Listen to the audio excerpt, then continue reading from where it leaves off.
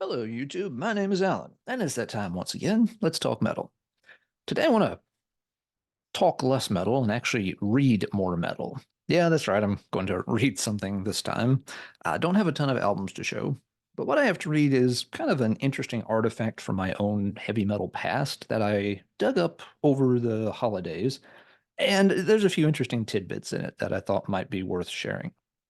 So, while visiting my parents for the holidays, yeah, my dad mentioned that he's trying to clean out a lot of his, record room and other stuff. They're getting up there in age. The place has gotten pretty cluttered up.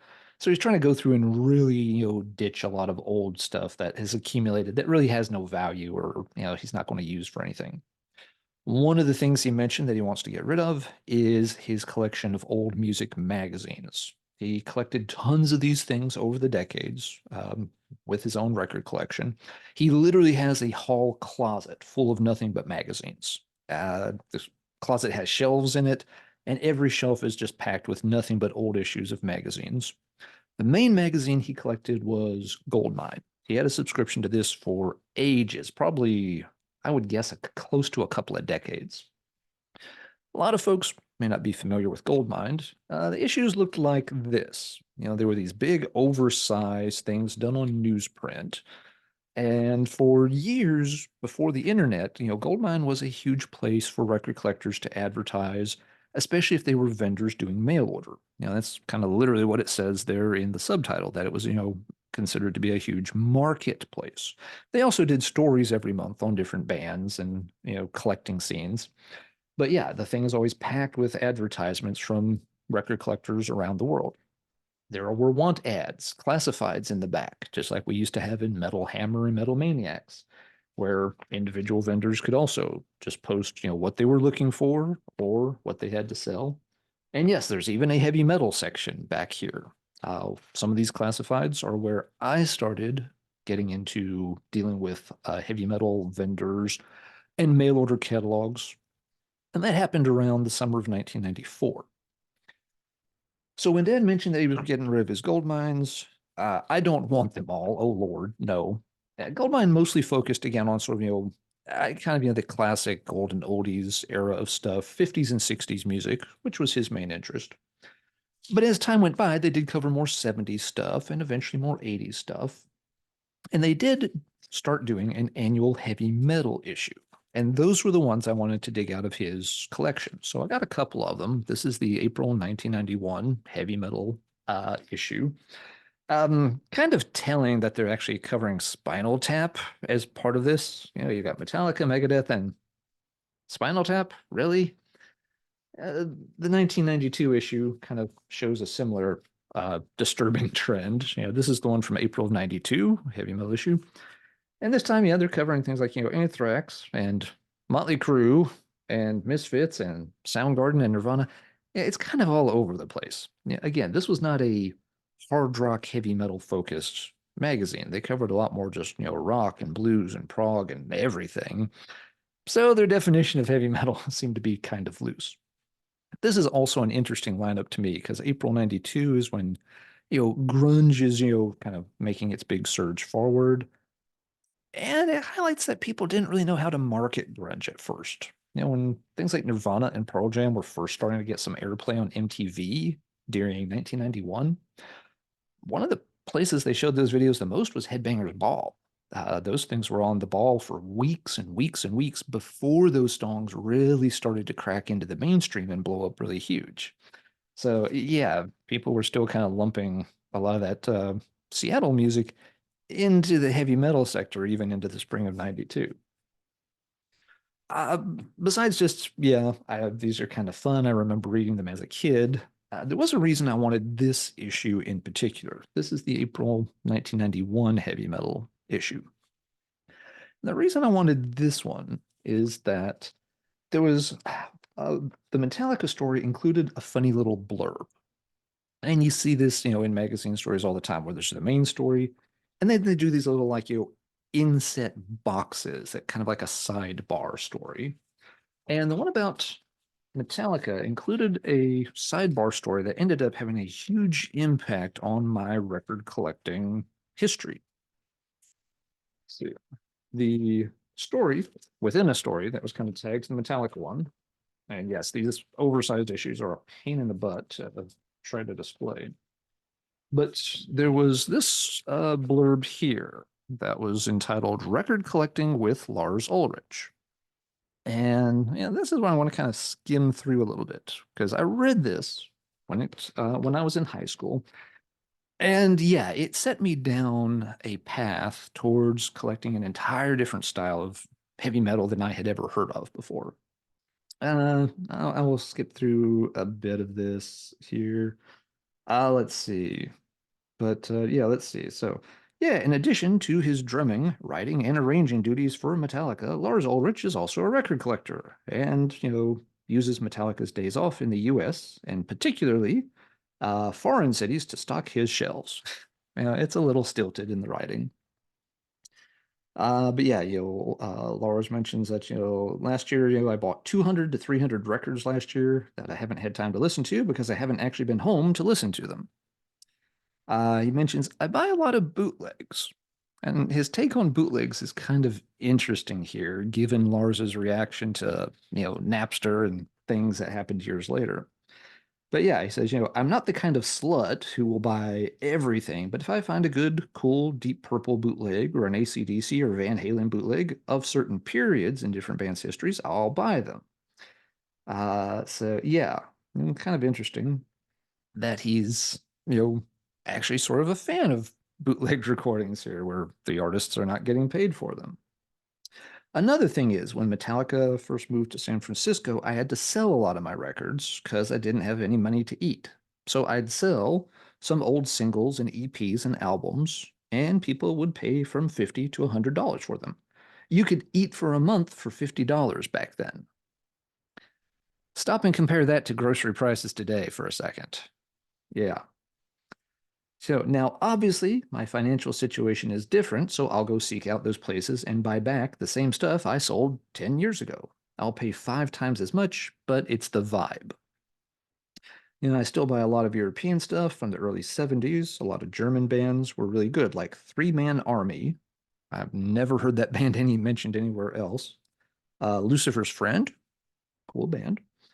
I still buy a lot of new wave of British heavy metal singles. I have a lot of duplicates, but mostly it's English and European hard rock from 1970 to 1975.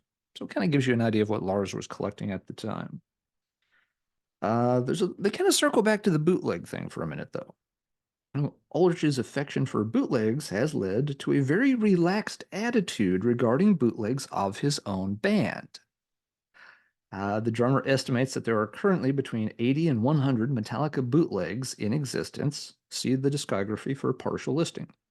And keeps up with their ever-growing number through contacts with a network of fans. As a rule, the band doesn't mind these bootlegs as long as they are able to receive a copy. Ulrich says, I don't think bootlegs take away from record sales. I think they enhance them. There's a good amount of people that are genuinely interested in collecting this stuff. If any former Napster employees are, working out there hearing this, what can I say? Now, beyond just, kind of the goofy, somewhat cynical approach to this, because obviously Lars was one of the loudest voices in sort of the anti-Napster crowd a decade later.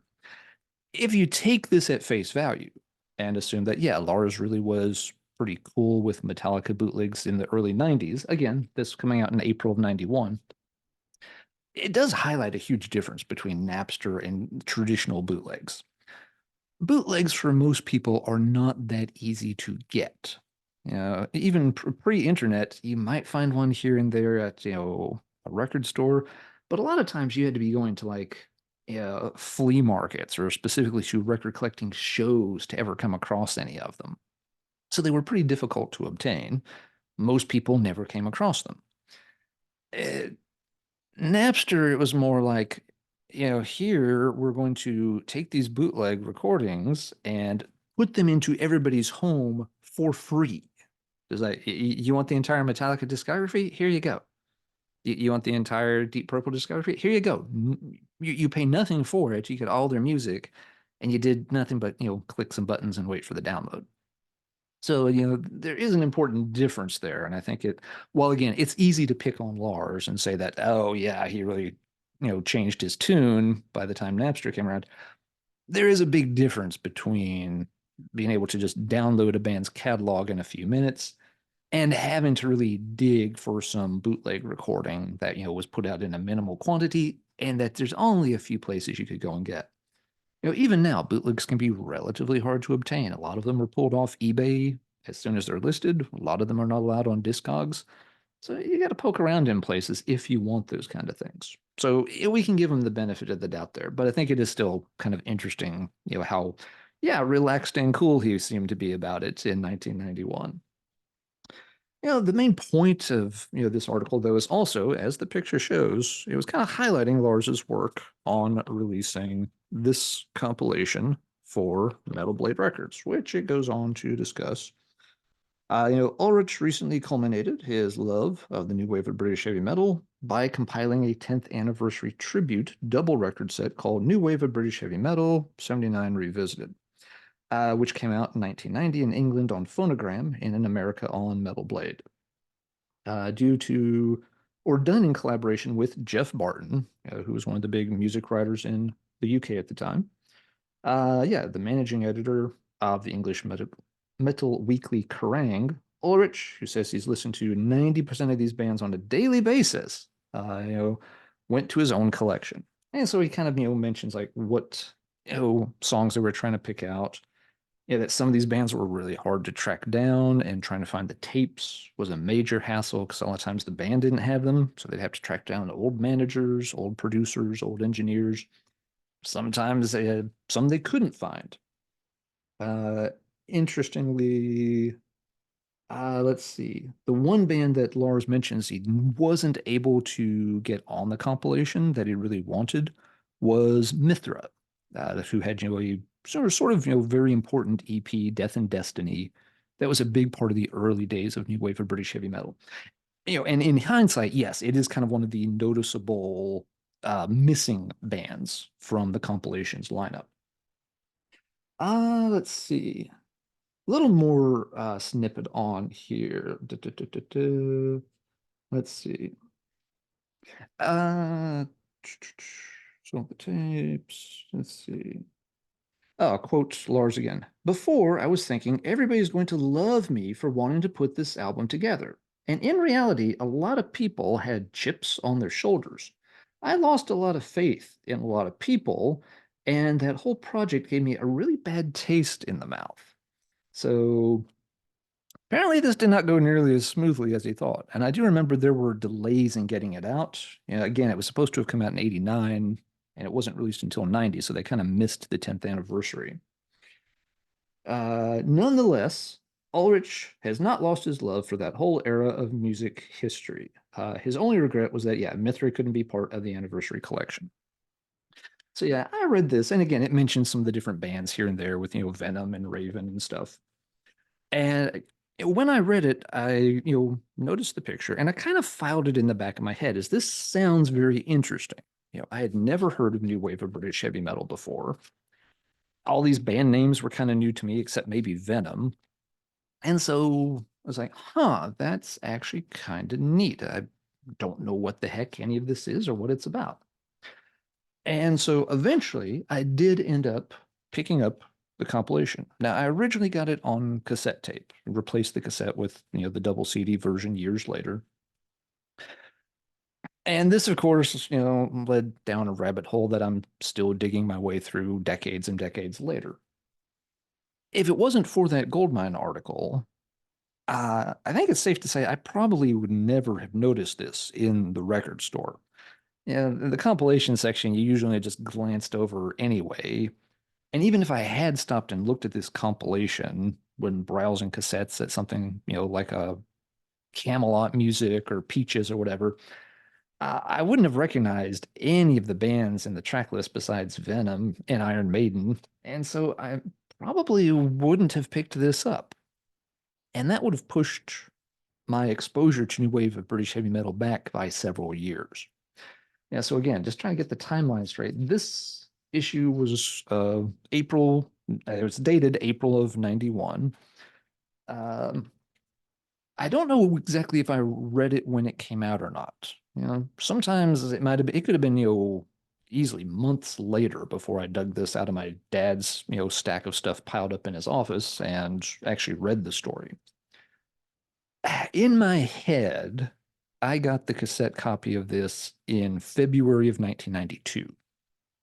It would have been close, pushing a year after the cover date of the Goldmine, which seems a little far apart as I'm thinking about it, but I'm not sure. Again, this says April 91, but I don't know when Dad actually received it, and I don't know when I actually read it. And, my trips to the record store were few and far between. We lived out in the country. Maybe once every month or 6 weeks or so that we'd get over to a bigger city where you actually had record stores. So yeah, it very easily could have been winter, late 91, early 92 before I even found this in a record store and decided to pick it up. I instantly fell in love with the music on it and started looking for, more and more stuff, which was very hard to do back then. I remember on a subsequent trip to one of those record stores in Camelot, like talking to one of the, people working at the store and asking, did they have stuff by bands like Diamond Head?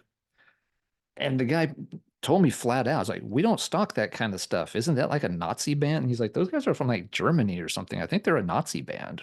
I'm just like, no, that doesn't sound right at all. But I had no information about the band. I'm like, huh? I'm like, well, they're a British band. They're not German, but what makes you think they're a Nazi band? It was really weird. You didn't have much access to information on these things.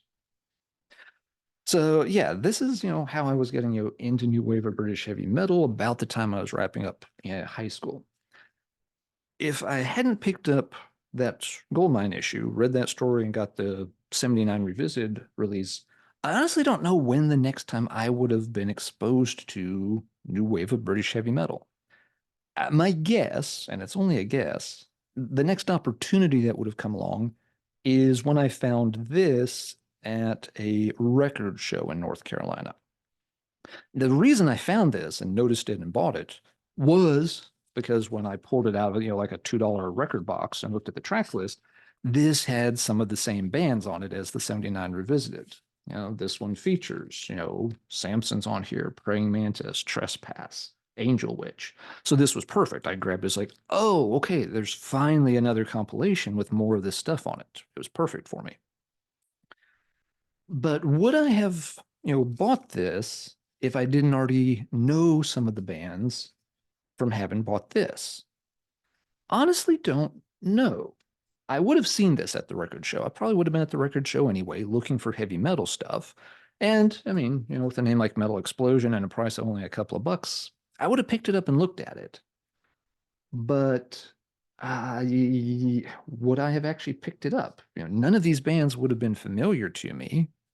Maybe I would have taken a chance on it because it was only a couple of bucks. And it'd been compilations were an easy way back then to check out a lot of bands. So maybe I would have bought it.